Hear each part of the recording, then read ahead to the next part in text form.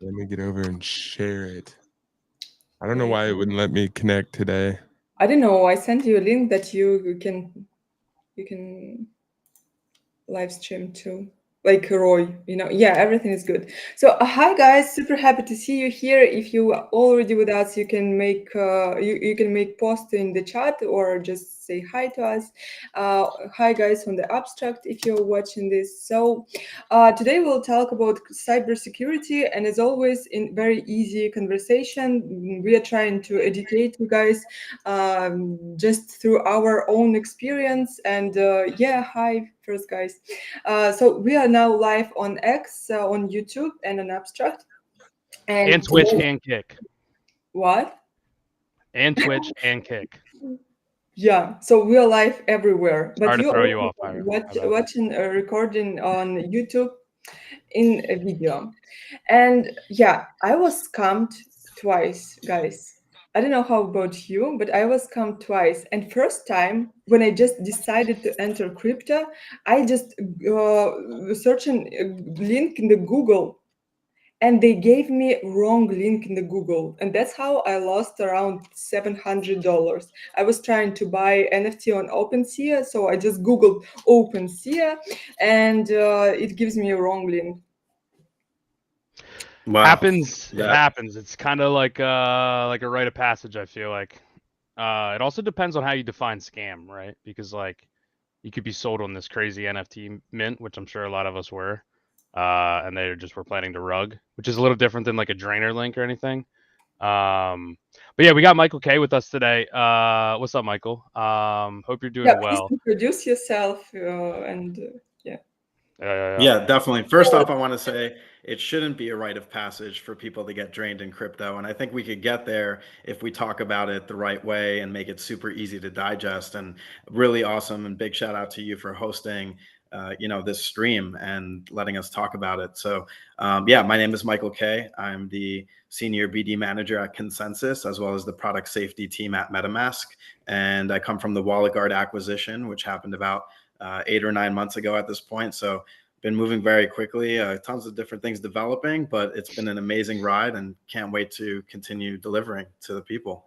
Good security, good privacy, good digital hygiene. Dude, I had a question. Maybe I heard it wrong the last time, but the acquisition happened after that show you did, right? Where the like Shark Tank Web3 looking show. Killer whales. Oh, killer whales. Yeah.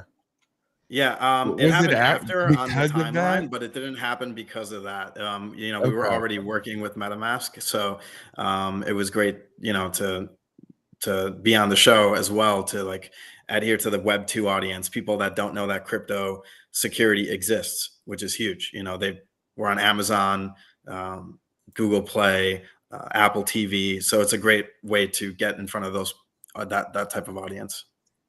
Yeah, Dude, yeah, go sorry, go go ahead, go. Trey. No, you Okay. go, bro. Yeah, no, I think that it's probably good for everybody that's watching to kind of get a little bit more context on who you are and why we asked you to come join us today.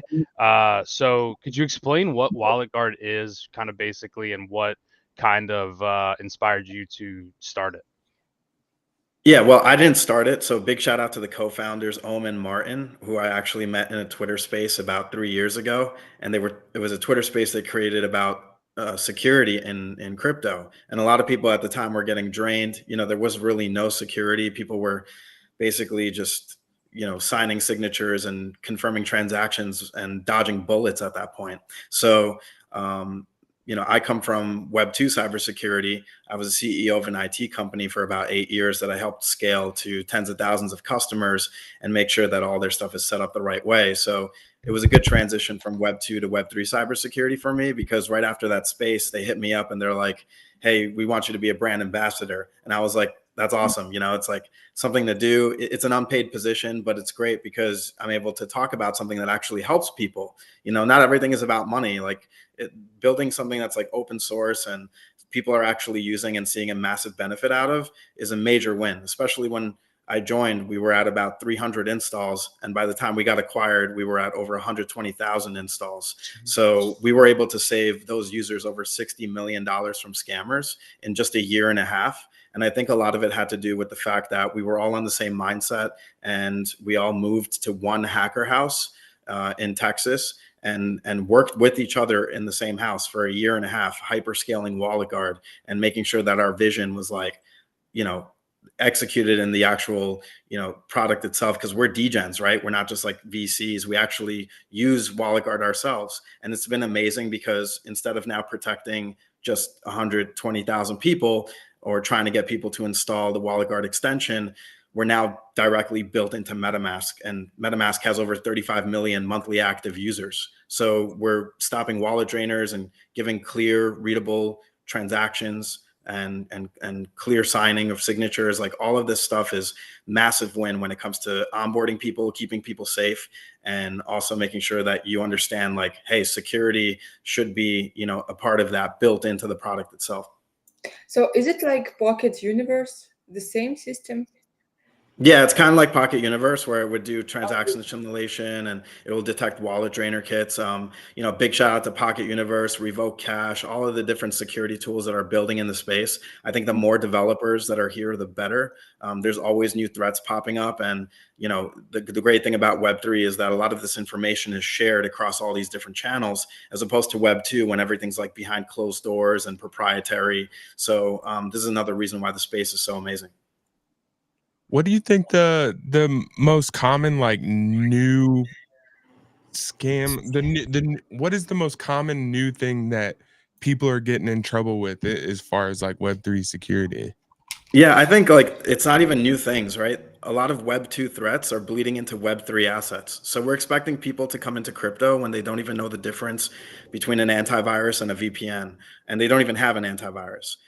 You know, people are dealing with malware, Trojans, social engineering, phishing scams. None of those have to do with Web 3, but they affect your crypto. They affect your Web 3 assets. So I think the biggest thing is making sure that we Web 2 before we Web 3. And that's something that I talk about in a lot of different spaces and speaking engagements, as well as a lot of the articles that are in the Wallet Guard Academy, which is another free resource that we have that breaks down how to set up your devices securely, what antivirus to use, what ad blocker to implement, because these are all things that, you know, should be part of your security stack when you are your own bank. Banks have multiple layers of security, and we're expecting people to come into crypto when they don't even know how to like manage their own passwords. So it's not even new stuff, Trey. It's just the same old rehashed stuff from social engineering and phishing. Nothing to do with wallet drainer links, but they actually drain your wallet in the end. Where do we start? I'm sorry to interrupt there, but where do we start? Oh, good. Yeah. Where do you start? The first thing you want to do is make sure that your own device security is locked down. So, you know, a lot of people are afraid to perform security or to execute on actually like securing their devices because they just don't think it's going to happen to them. You don't think your account's going to get SIM swapped until it gets SIM swapped. You don't think that you're going to lose the files on your computer until you spill water on it and everything is gone or it gets stolen. You're not thinking about a backup. You're not going to think about your wallet getting drained until your wallet gets drained. This is just human nature to not care until it's too late. So I think if we are a little more proactive in how we deal with security and really make it layman, because it is layman, like you don't have to go buy $1,000 firewall appliances. You don't have to go and perform 1,000,000 steps. I'm talking about simple setting changes. You know, things that you can do within minutes that make your account 10 times more secure. Now, nothing is 100% secure, but if you have all these settings and these tools that are doing a lot of the heavy lifting for you, and then you're also knowledgeable and you're keeping a security mindset on everything you do when you're connected to the internet, it's a lot harder for you to get compromised. You're as close to 100% secure as you could get without like actually being 100%, because in security, nothing is 100%. You could have all the antiviruses and firewalls in the world, and if you're not paying attention and clicking approve multiple times on a transaction that's clearly a wallet drainer that you're being warned about, that was still on you. If you saved your seed phrase or your private keys digitally, like in your notes app, in your password manager, and if you texted it to yourself, anything digitally, that's on you when your seed phrase or private key gets compromised. You might What not be about thinking They about it. wanted to make photo. Yeah, taking a picture of it. Yeah. But this is the thing. A lot of people don't realize that you're probably syncing your entire life to your iCloud or your Google account right now. All of your photos, your videos, your iMessages, your Notes app, everything that you're doing is actually synced into one point of failure. So if someone wants to get into your stuff and you're not cognizant of your security, or you don't understand what it takes for you to get SIM swapped because you don't actually own your own phone number, the phone company does, then within a simple, like, I mean, if someone wants to get into your stuff, they could get into your entire life. And guess what they're going to be looking for? Most likely a seed phrase, a private key, some piece of sensitive information that they could use as blackmail. These are all things that people don't think about until it's too late. Yeah, I think that's great what you said about Web 2 security, that we need to at first learn what Web 2 security and then Web 3. And I highly agree with you. And I think that's something that they need to explain now in schools, how to recognize scammer, how to be like more sustainable in what like in cyberspace, like I don't know how to say it. And also, now it's super scary how actually it's safety in this space right now if they are opening your personal data from your phone to government, for example, in UK.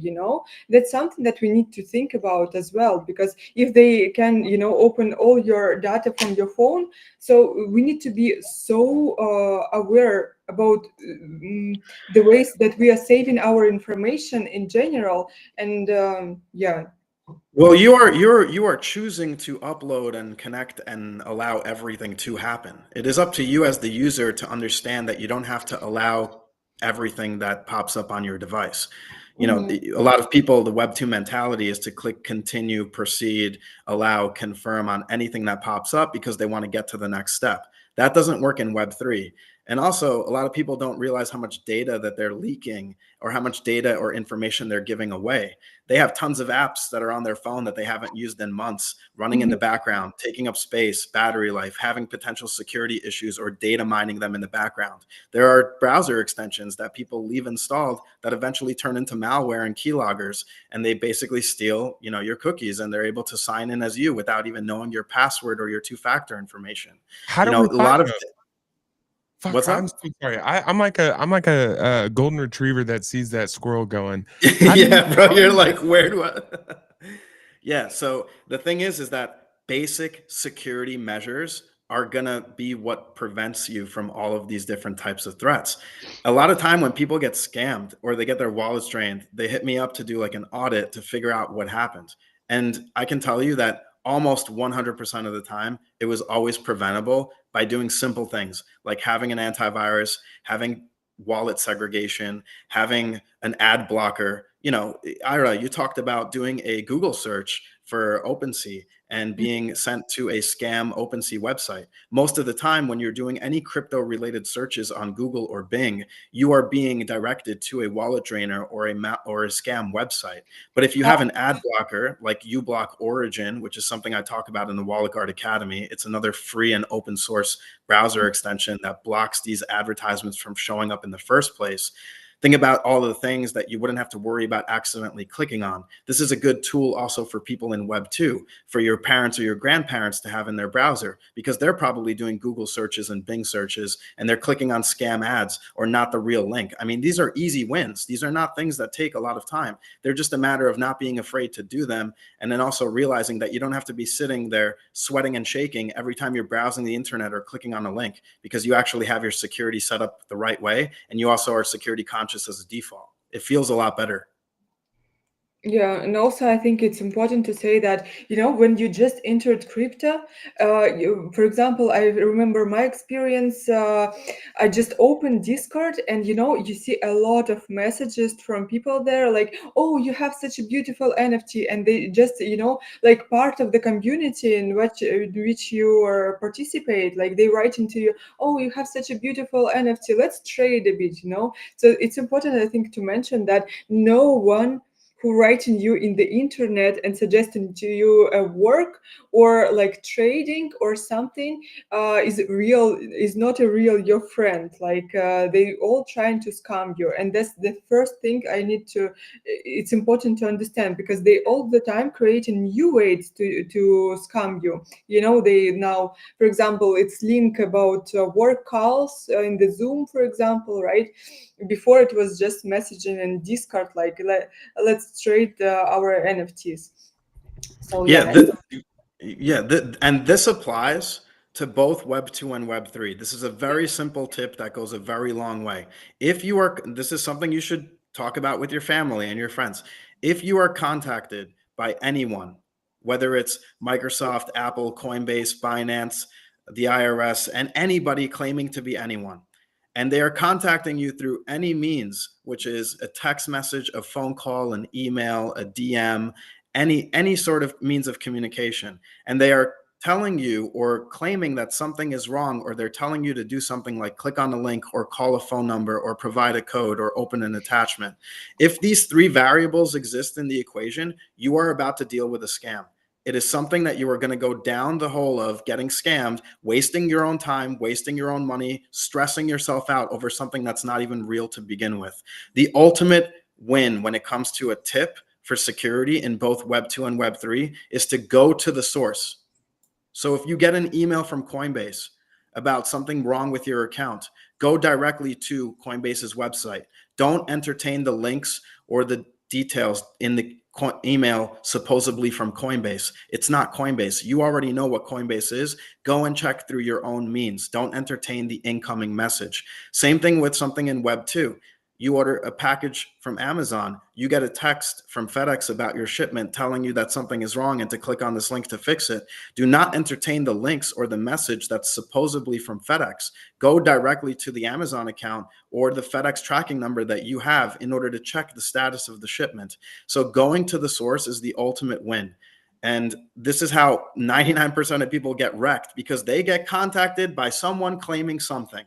And they do everything that that random person they've never met in their life tells them to do. That's it. Go to the source. Yeah, it's crazy. So I kind of like wanted to take like a little bit of a step back. And you saying go to the source kind of like made me think of this, because like your access into your wallet, a lot of times if you're, self custodying, there is no source other than you, right? Like you're in control of pretty much everything. And if we're like thinking of kind of like the audience of people new to crypto or maybe curious about crypto, I think it's important to kind of talk about uh, like when you create a wallet for the first time, what should you do? Because there's a lot of wallets now that offer you the ability to create a wallet based on like a Gmail account. And then there's another option where you have like a seed phrase. And so, wondering if you could give us like your perspective on someone brand new creating their first crypto wallet. What would you tell them to kind of do? Yeah, and before I do, can I share my screen real quick? Yeah. Yeah, of course. Cool. Let me know if you could see this. Yeah. All right, awesome. So everything that I've spoke about already and that I'm going to speak about when it comes to seed phrases is all in one place on walletguard.app. And if you go to Academy, there's like a breakdown of like all these different ways to prevent account hijacking, free tools that are web-based that you don't have to install or pay for. Here we go, safeguarding your keys. So there's a lot of different tips in here that we give. It's all free. It's all, publicly available. WalletGuard is being sunset, the actual extension, and the security dashboard and Snap are being sunset at the end of the month because now they're built into MetaMask. But the Academy is something that we're going to keep on running and keeping active because it's a great place for you to understand everything about how to manage your keys, what to look out for. Don't keep all your eggs in one basket. Different hardware solutions like Ledger and hardware wallets. Ways that you can, securely from different elements, keep your key. How do you recover your own keys, and can you recover your own keys? So all this information, again, is in the WalletGuard Academy. There's a bunch of great resources here, and I highly recommend people check it out. It's all on walletguard.app. It also, here's the security practices document This tells you, how to manage your passwords, how to manage your two-factor authentication, blocking scam advertisements, using an antivirus, safeguarding your keys. You try to make it really simple and all in one place, available for free. But as far as your keys, so I think it's super important to realize that, when you are making, your first wallet, you are provided with a seed phrase. And where you are making that first wallet is important. Obviously, if you're new to crypto, and you're not necessarily looking to do anything with a self-custodied wallet, or just own a little bit of crypto and not worry about it, then obviously centralized exchange is your best bet. Especially if it's under $1,000, you don't want to have to go through teaching somebody how to self-custody and then potentially scam themselves because they don't understand all the variables associated, because they don't even have that much skin in the game. So that's the best bet for people that are just trying to dip their toe in. But when it comes down to creating your own self-custodied wallet, the first step is, where do you save your seed phrase? Where do you save your private keys? What is the difference between a seed phrase and a private key? These are all things that people just don't think about, and they do it in a manner that is just easy. They take a screenshot of it on their phone, or they save it they copy paste it in their notes app or a password manager. Password managers get compromised. LastPass has been compromised multiple times. People unfortunately saved their seed phrases in their LastPass vaults, and LastPass as a company was compromised and leaked that information on the dark web, and a lot of money was lost, like tens of millions of dollars was lost from those leaks. So the best bet to keep your seed phrase or private keys is to make sure that you keep them offline, not connected to the internet, not connected to anything that has electricity running through it. This is why it's important to realize what a hardware wallet does. A hardware wallet is generating your seed phrase offline. It's not connected to the internet. It's not like it's not like a hot wallet or a piece of software on your computer. It's actually its own device.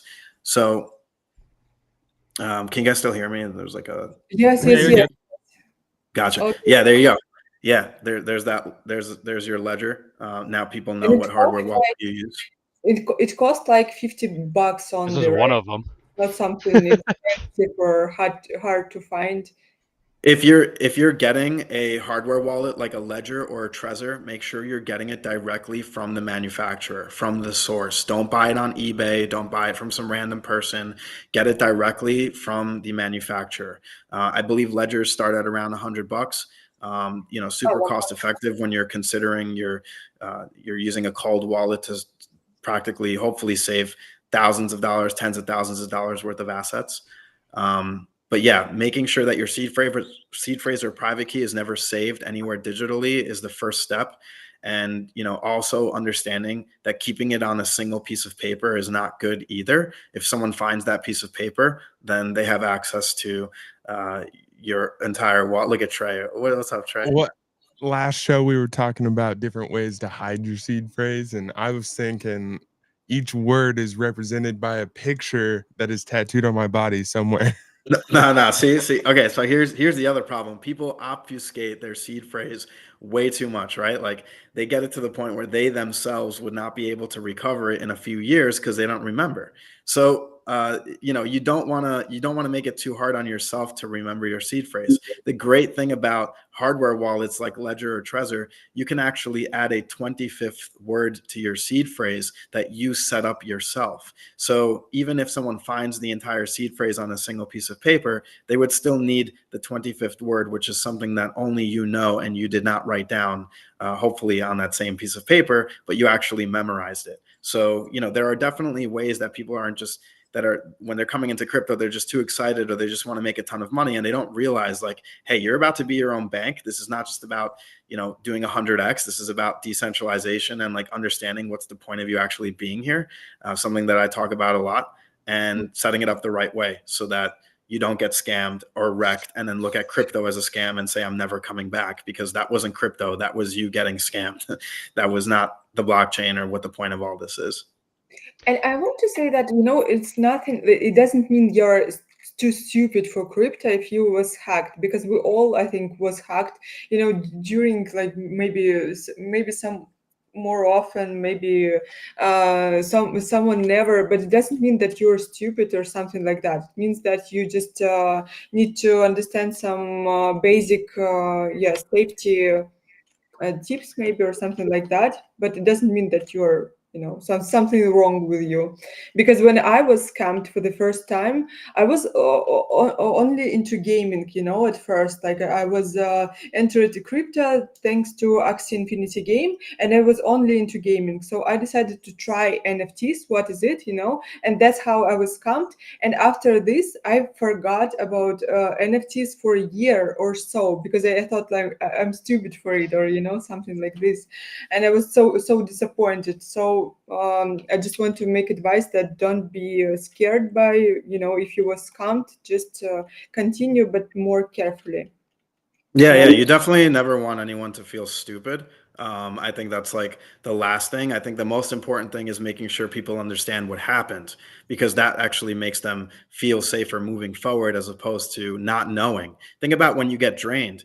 Uh, your emotions are all over the place. You don't know where to start and where to end. You don't know what to do. That's why one of the articles we made in the Wallet Guard Academy was what to do if your wallet gets drained. And it tells you exactly a breakdown on where you can submit that information, what government entities, the value, and different services like Seal 911, and what to do moving forward to make sure you're locked down and secure. We always see people on the timeline that's saying, I clicked the link and I got drained, but there's always a story behind it. And I think that it's important to talk about those stories. You shouldn't have to feel stupid about them, because talking about it makes it so that we can talk about how to prevent it. So in case one person is listening and they take one tip away from that conversation, that could prevent them from getting drained or dealing with the same scenario. So 100% agree. You never want anyone to feel stupid. We actually need people to talk about these things so that we can make sure to understand what exactly happened, so they're not afraid of coming back or navigating the space or the web at that point. Yeah. So you said don't save your seed phrase digitally, right? And you mentioned writing it down on a piece of paper. So most of my seed phrases I have in a fireproof box in my basement, and then I have them one other spot. How safe do you think that is? And what would you recommend me doing more than that? What would you recommend most people do with their seed phrases written down on a piece of paper? Yeah, I mean, the ultimate win, in my opinion, is making sure that, again, you're not keeping the entire seed phrase on a single piece of paper, which is why I think like having a ledger with the 25th word that you set yourself. What are the chances that you forget a single word? Obviously, you want to tell that word. Sorry? I faced with it. I wrote one letter and I didn't understood after what I meant. So I tried to, guess what this word about, and thanks God I didn't use this wallet. But if I send it to someone, mm, that's would be Yeah, crazy. that's why one of the other parts of that article about seed phrases and private keys in the Wallet Guard Academy is making sure that you yourself can recover your own keys. So, if you're writing it down and later on you can't read your own handwriting, it's going to be hard, to get back into your own stuff. So I think making sure at that point in time where you are saving it, how you are saving it, to also check that you can get back in successfully, I think is also an easy win. These are all just prerequisite things that if you do them the right way, when you're doing it first, you're just going to feel a lot better moving forward, knowing everything's locked down and you could get back into your stuff. Roy, for your point, you don't want one point of failure, right? So if you have it in two places, that's good. And you also want to make sure that in case something happens to you, someone that you trust, hopefully a family member, can be able to recover the keys as well. There's also different services or ways that are going to be introduced that allow a time lock on assets. So like, for example, if there's no activity on a wallet for X amount of years, then send assets to another wallet, and that wallet could be a wallet that someone you trust controls. So I think this is the beauty of what can be built on chain, and how we can remove all these like elements of human, failure in between, and have smart contracts and all these different layers of tech actually execute these things for us. I think also when we're talking about what's the next step, and we talk about EIP 4337 or account abstraction, how do we get rid of seed phrases and private keys at the wallet level? How do we reduce a lot of the friction? How do we get rid of or abstract different parts of, let's say, switching networks or having to have multiple layers of security? I think a lot of this should be handled by the wallet, and I think that's what we've been doing and shipping for the past, year with MetaMask, that it's really focusing not only on the privacy preserving and security aspect, but also the UI, the UX, and making it more user friendly, because that's the ultimate win, right? If you have a wallet that is handling all those layers and you just have a guardrailed good experience, it's going to actually keep people from getting scammed. It's going to reduce those fund loss incidents that you constantly see people dealing with on the timeline. What Mhm. are I'm so sorry. What are some of the things that at a wallet level that can be done to, make it that easy? Because to Yeah, me, yeah. like, obviously MetaMask is awesome and great, but how much can you put into one spot? Or like, is Yeah. that something that a company can I don't know. Yeah, hopefully you get what I'm asking here. Yeah, let's talk about it from the standpoint of Wallet Guard, right? You would have to have Wallet Guard as a separate browser extension. Right. And now it's built in directly into MetaMask, right? So Yeah. you don't have to have a separate browser extension. Then when it comes down to account abstraction, and once the IP 4337 is rolled out, then we can eliminate the need for seed phrases and private keys and give users more control of their own wallets by using smart contracts. Then we talk about network abstraction. You no longer have to, in a recent update that we released, switch your networks in MetaMask. You can have 5 different tabs open, all on different networks. And as you bounce from tab to tab, MetaMask is switching the network for you. Huh. These are all things that we need to do at the wallet level to remove all these elements of friction, to remove having to have 5 security extensions installed, or have to manually switching networks, or having to juggle seed phrase and private key security. If we get to that point, which we are, and also every layer of the wallet and part of the stack is transparent and secure and focused on being privacy preserving, that's an ultimate wallet. Like, it's the operating system of the future. The wallet is the OS of the future. Also, I want to back at least from what to what you said about Web 2, and said like now a lot of hacking happens because people was sending each other, like your friend sending you message like, hey, let's collaborate with me, let's do something together, and you don't know that he's a hacker until you just download this file for making call together, and you understand like your old wallet like deleted from your browser, and that's how you like no, they even receive right now remove access to your computer, right? So they're receiving like all access to your personal data, your wallets and everything. And is it like new way to hack people, or it was like this all the time? Because I hear about this last time like constantly, that people was hacked this way by remove control on the computer. No, it's been the same thing. You're just installing malware and you're believing the person DMing you that whatever it is real when it's not. It's Yeah. that simple. And if you just have an antivirus, you don't have to, most likely worry about that, because it'll detect that it's a Trojan or malware or something that's going to remotely execute before you even open it on your computer. But most people don't care. Most people don't care even about spending $20 on a good antivirus like Malwarebytes to cover tens of thousands of dollars worth of assets and Web 2 data. Like, it's kind of scary to think that people Mhm. are out there just navigating the internet with no antivirus, no ad blocker, no VPN, publicly identifying themselves, not being anonymous as they browse the web. I mean, it's insane. And then they're like, "Oh, I got hacked." It's like, bro, you asked for it. You literally asked to get hacked.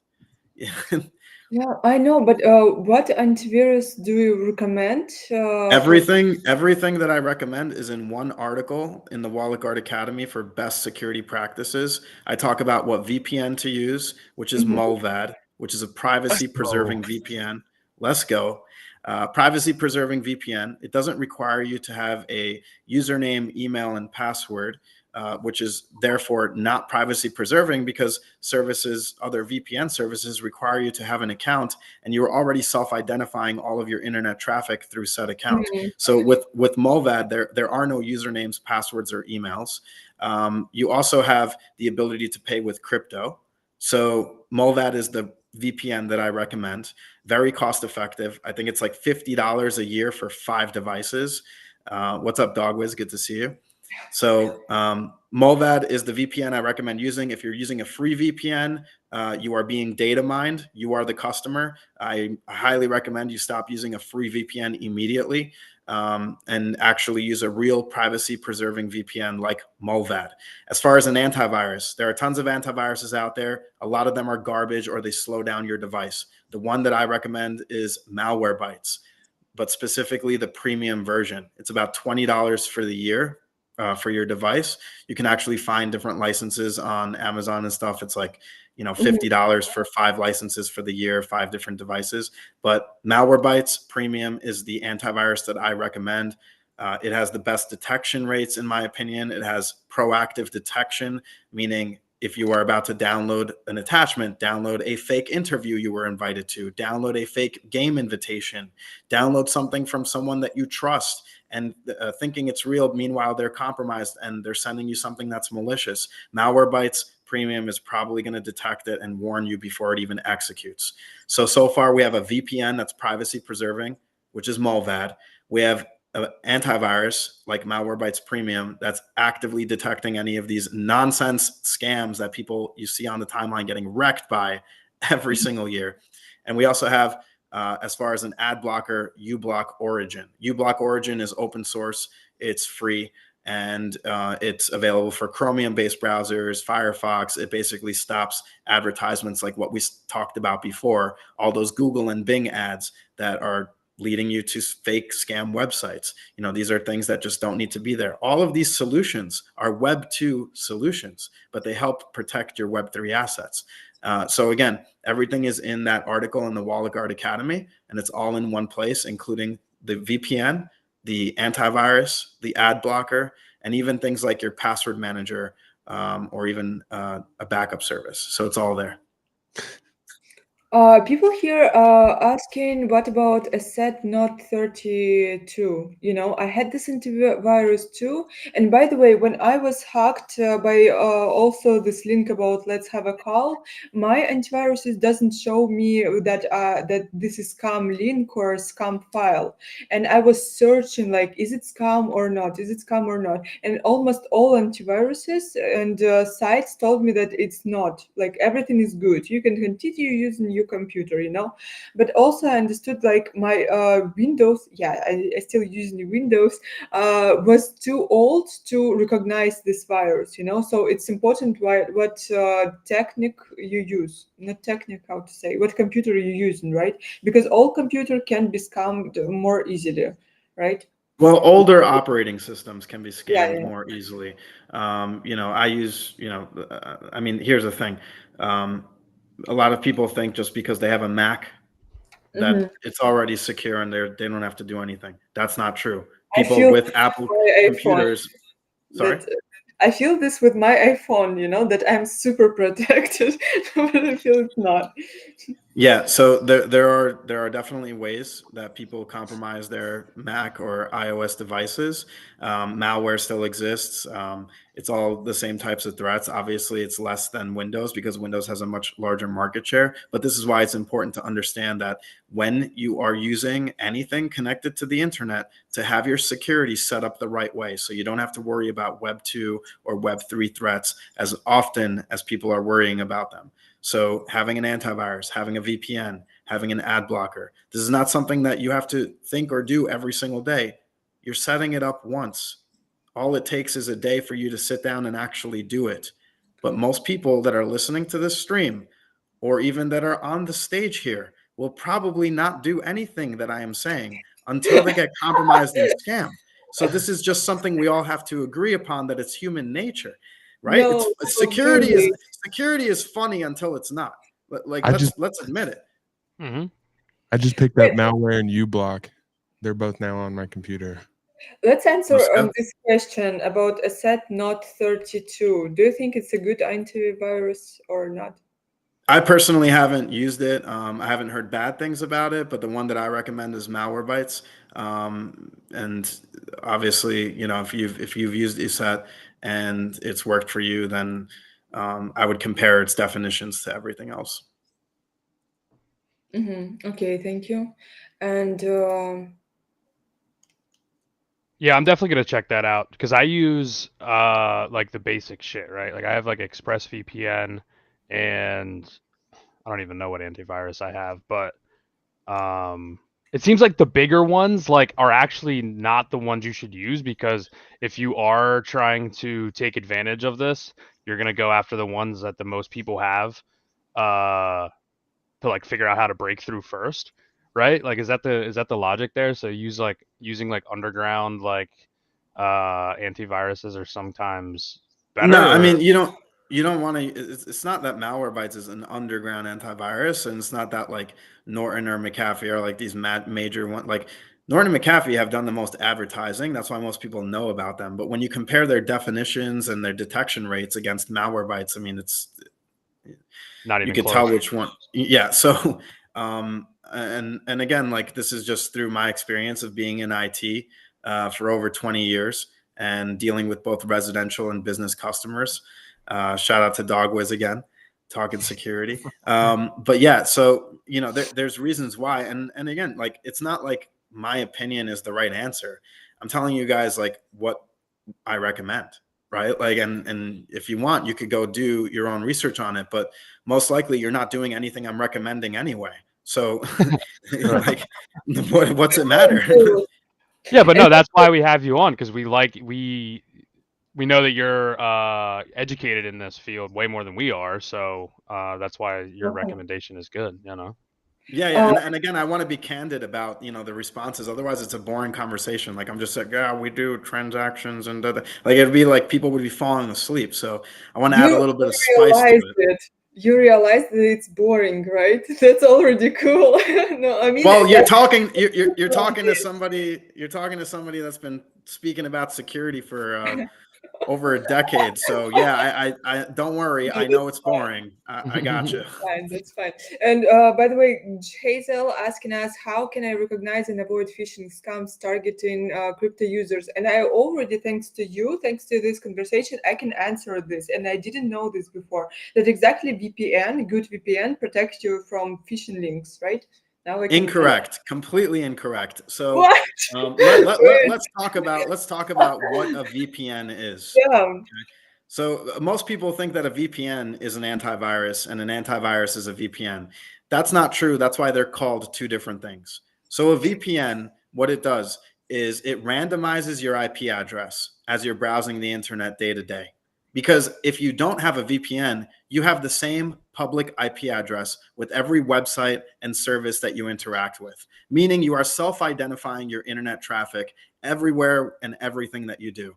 This is why a VPN, which randomizes your IP, is super important because it's privacy preserving. You are not navigating the internet with the same address every day. Let's say you are a target or someone wants to know where, the general area of where you live is, or someone wants to constantly ping your router for an open exploit because you haven't updated the firmware on your router in years because you don't think about that.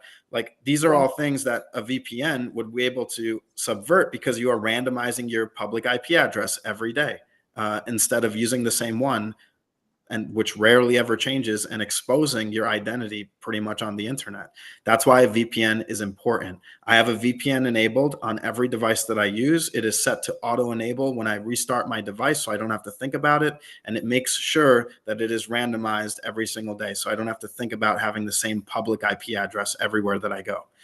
So number two, an antivirus. An antivirus is what stops bad attachments and downloads and malware, Trojans, viruses, malicious extensions. An antivirus is what's stopping anything that's a threat on a Web 2 level, right? So a website that's a phishing website telling you to mint an NFT for free, is not something that an antivirus is going to protect you from, because there are no threats that are on a Web 2 level, that are on the device level. That is a Web 3 threat. That is something that you need, something that has a transaction simulation built in, like MetaMask at this point, which will tell you in plain English what's entering and leaving your wallet. And this is why an antivirus is not a VPN. An antivirus is not a Web 3 security tool. A transaction simulation is not an antivirus, right? There's a reason why they're all different things, but if you set them up the right way and you just do this once, then you don't have to sit there constantly thinking and being misinformed about this, because a lot of people advertise VPNs incorrectly. A lot of streamers and KOLs on YouTube advertise VPNs as being security when actually they're about privacy. So this is why education is so important. And that's why I made that article in the Wallet Guard Academy that breaks down exactly what VPN to use, what antivirus to use, what ad blocker to use, and the fact that they're all different things. And it's important to have all of them at the same time. Bam. Bam, mic drop, for real. That was so awesome to know. That's crazy. I didn't know like most of this information, I think. Roy, Yeah. You got to make it easy. Real quick, I see a comment from Dubious NFT Lover. It looks like I can't add uBlock Origin on Chrome anymore. Any other suggestions? Added it to Brave though. So this is super important. Chrome has disabled the ability for you to use a certain version of Manifest, which uBlock Origin relies on. So you can no longer use the full uBlock Origin on Chrome, Google Chrome specifically, which is why I always recommend not using Google Chrome at all. I recommend using Brave. Brave is a privacy preserving browser. It has ad blocking built in, and combined with uBlock Origin is the ultimate win when it comes to ad blocking.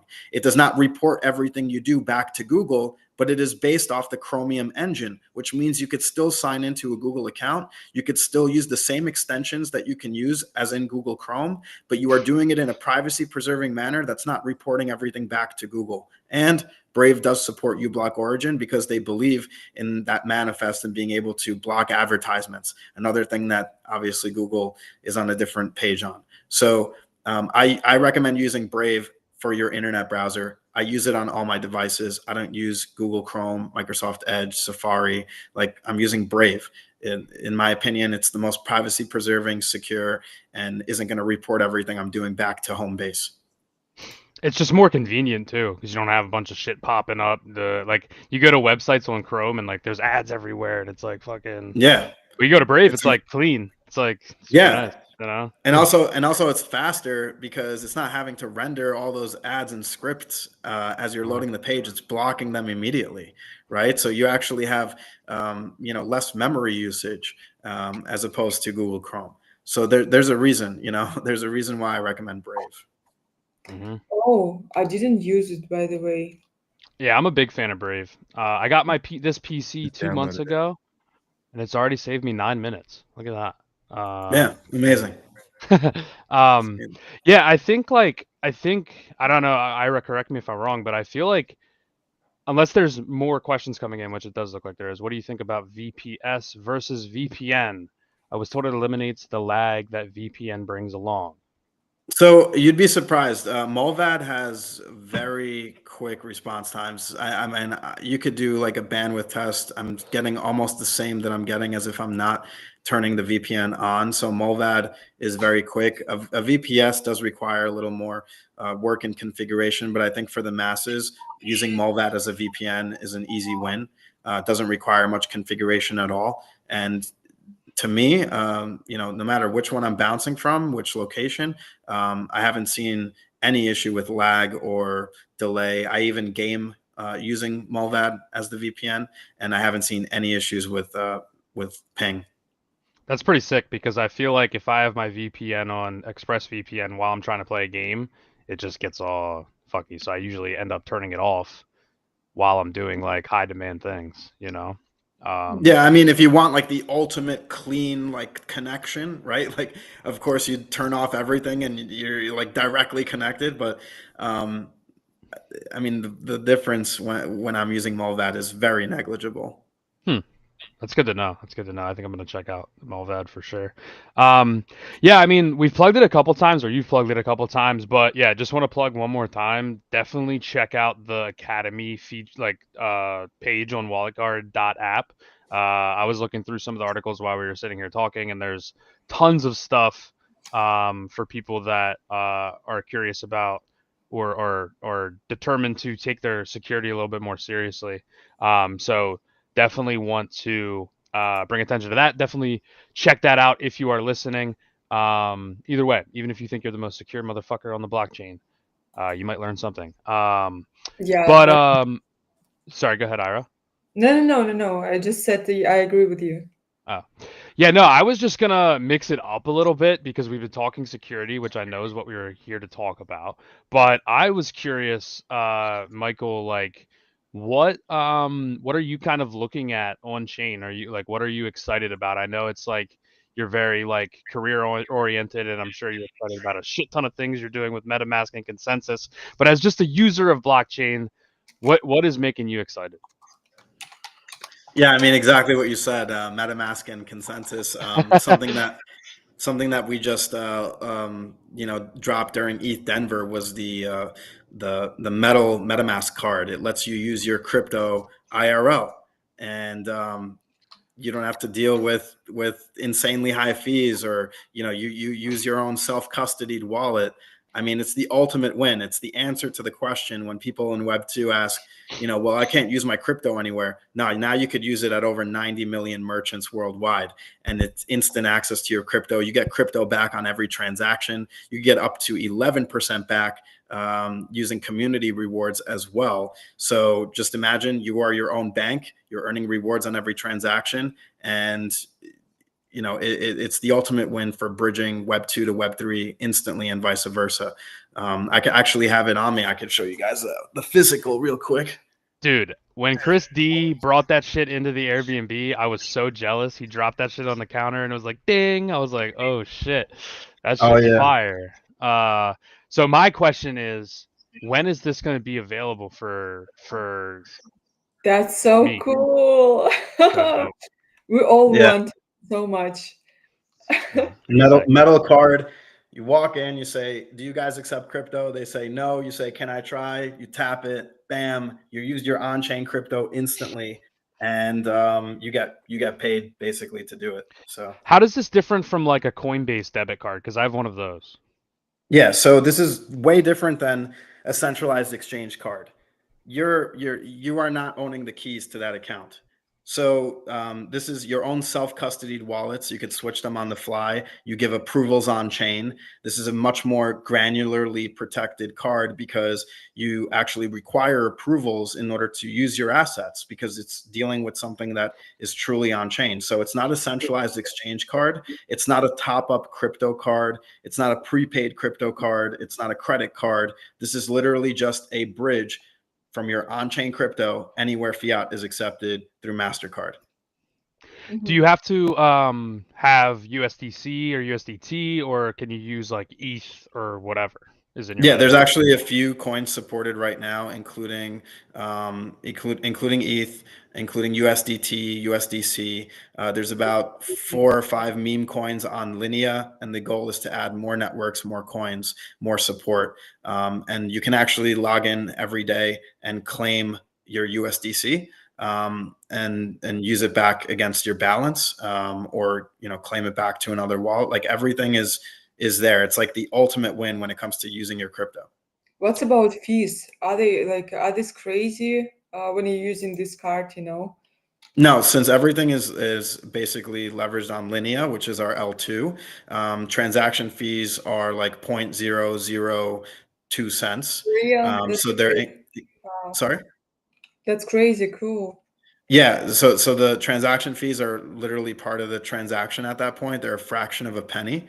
And then since you're getting 1 to 3% crypto back, 1% on the virtual card, which you could sign up for right now and add to your Apple or Google Pay and start using anywhere right now.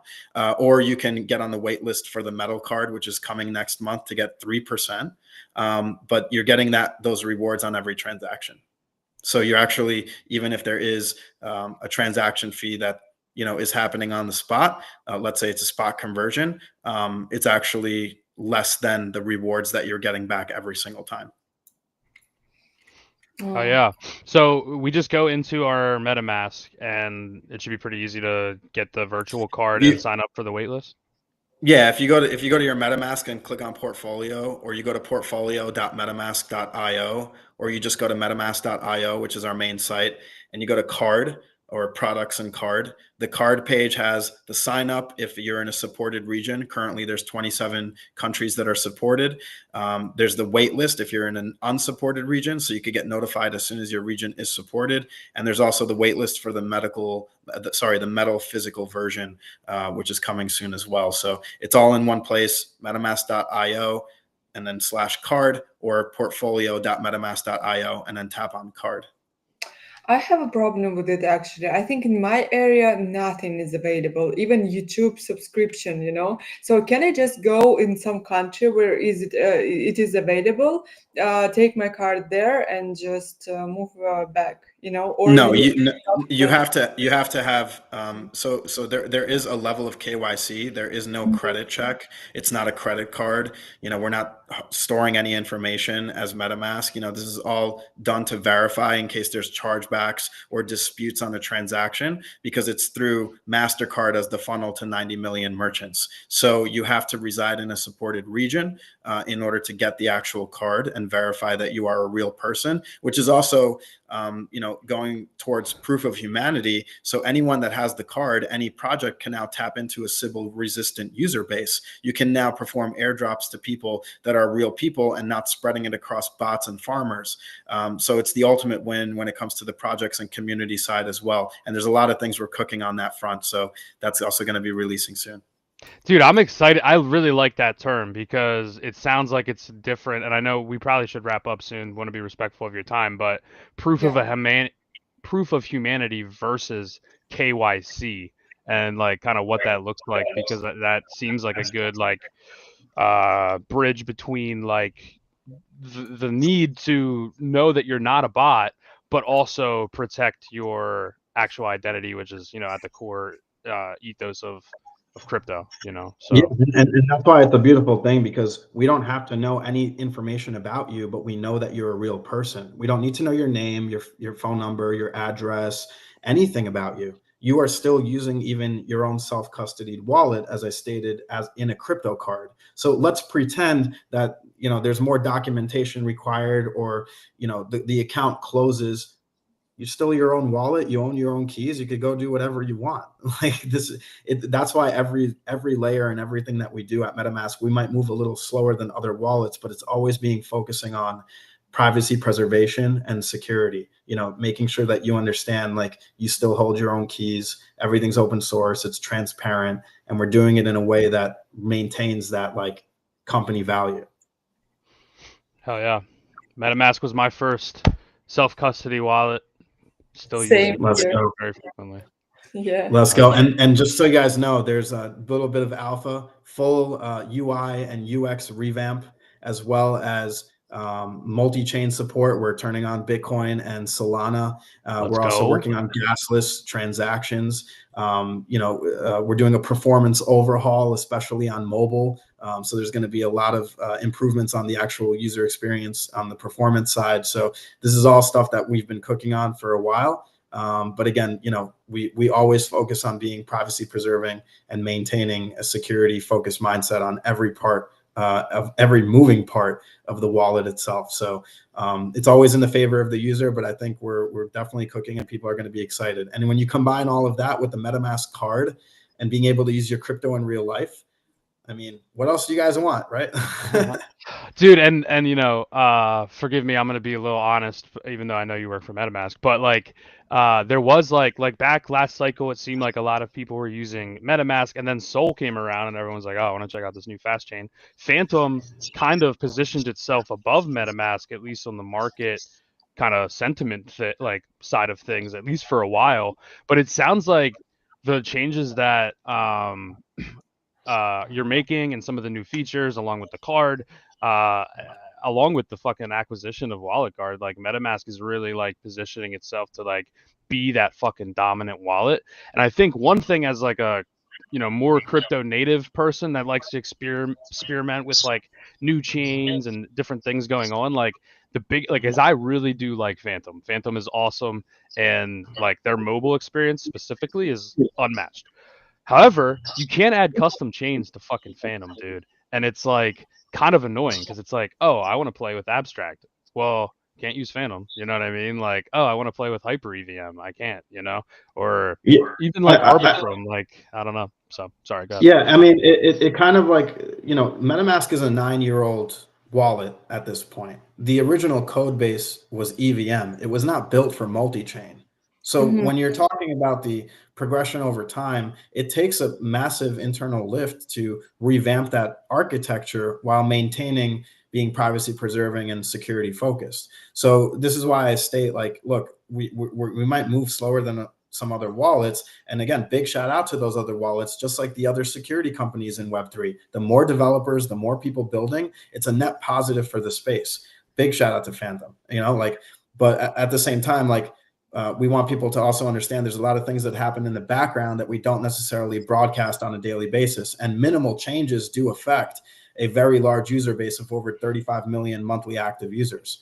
So, a small change is, we have to really think about what we're doing and how it's being rolled out. But we're doing it in a way that's like practical, the most practical for the user as well. And plus the fact that you can add any EVM, right? Like you said, like you can put in any RPC information, interact with it inside of MetaMask. And the fact that we've been, cooking on multi-chain and Solana support and Bitcoin support, I think is going to be a massive win. And also everything else that's coming down the line. So, it's exciting. It's exciting stuff to be part of it and to like really see what people are saying and engaging with people, taking in their opinions. Like, we want this to be the people's wallet. Like, tell us exactly what's up, because I agree. It was a jank experience for the past few years. Like, it got to the point where it was like laggy, right? Like, it wasn't fun to use MetaMask.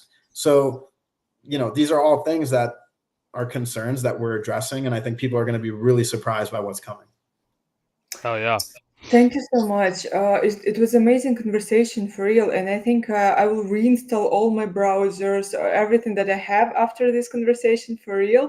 I need to do this, and also, if you don't mind, we'll happy to invite you on some of the next our streams to talk about maybe wallets more or blockchains or something, because we will be definitely happy to talk with you more. I just don't want the stream to make like a movie, for people, so they could, compare what to watch, our stream or movie. But still, I have my last question, and it's more, about personalities or something like this, because every person that was scammed, we were started thinking that who are these people who are scamming us? Do you have this question?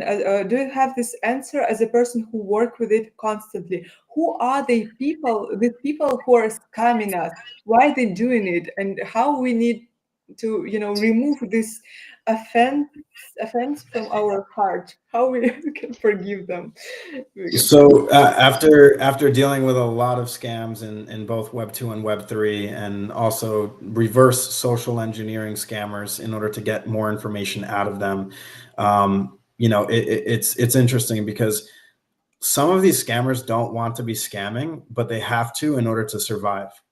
And sometimes they're put into the position that they're in because of the economics in their country, or because they owe somebody something and they're doing it as a favor. There's a lot of different things that we don't think about when it comes to like a humanitarian level. But at the same time, a lot of these scammers go to sleep perfectly well at night knowing that they stole your hard-earned money, and knowing that they took something from you that now you don't even know who did it, and they're the ones that are responsible. So I can't sit here and point a finger at a specific person or a specific group of people, but what I can say is that the way that we can be prepared is by sharing good information and making sure that that good information is setting us up the right way. I didn't sit here and tell you guys to go do your own research. I referenced articles and the names of software to use. I referenced the settings that you should be changing. This is a stream that I think is filled with unlimited value in knowledge that people should be sharing and really thinking about anytime themselves or they choose to onboard anybody else. The last thing you want to deal with as someone talking about crypto is one of your friends calling you up and telling you that they just lost everything because they didn't know what they were doing or because they tried to figure it out themselves. We are here to help each other be each other's banks. And I think like this is why it's so important. And a big shout out again to you guys. Appreciate you, brother. Yeah, it was awesome space for you. Thank you so much. You're the bestest. You're the best. You're the bestest. Good for Appreciate you. you guys. Hell Yeah, yeah. and if no one have a questions, we can finish this space, and I will publish it as a video on YouTube. So yeah, people can share this video, and other people can watch it. Amazing. Awesome Yeah. stuff. Yeah. So appreciate everybody for tuning in. Much love. Thank you Yeah. for See you being next here. week, Monday, 2